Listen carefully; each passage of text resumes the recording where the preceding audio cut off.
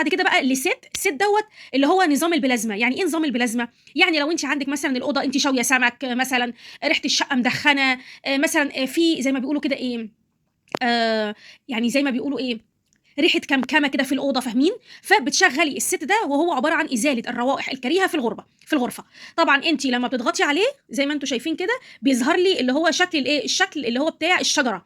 خلاص ده معناه ان هو ايه كده متفعل. خلاص كده معناه ان هو متفعل. طيب بعد كده الزرار اللي بعديه على طول وهو زرار الاوكي وبيبقى فوق وتحت، طبعا ده نظام درجات الحراره.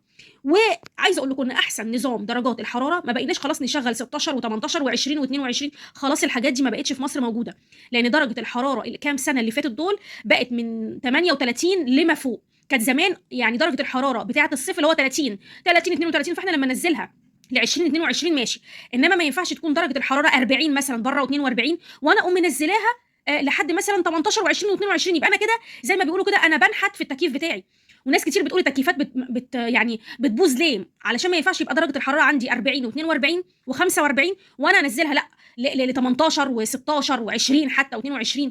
احسن درجه من بق الفني وعن تجربه، علشان ما تهدريش الكهرباء وما تهدريش كمان وتحافظي على العمر الافتراضي بتاع التكييف بتاعك، هو 25. حلو قوي، و25 كمان فيما فوق. يعني مثلا ما ينفعش يكون درجه الحراره عندي 45 وانا اقوم مخليها 25. على الاقل مثلا لو 45 اخليها مثلا 28 29، هتديني فيه رطوبه في الجو، فاهمين؟ اللي هو الجو البارد المرطب ده، عارفينه؟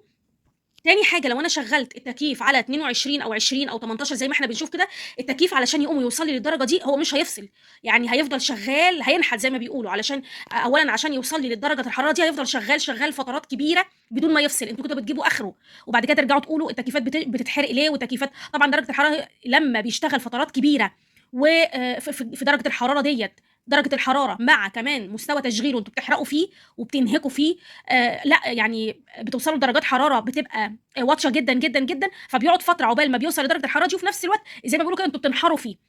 فاحسن وقت او احسن نظام تشغيل هو الكول، واحسن درجه حراره لاي تكييف على فكره، مش للتكييف ده بس، بتكون 25 فيما فوق.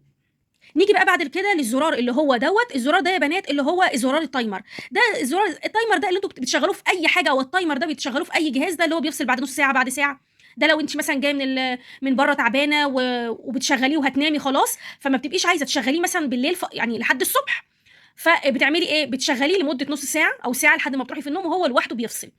وصدقوني الحركه دي بتبقى حلوه جدا، لو انا ساعات بشغله مثلا ساعه واروح في النوم يفصل لوحده وبيخلي لي درجه الحراره بعديها، بعد الساعه دي بيخليها لي من ساعتين لثلاثه، بيبقى محافظ على درجه حراره السقوعيه والبروده اللي موجوده في الاوضه لساعتين او ثلاثه، لو فضل الباب مقفول، لو فضل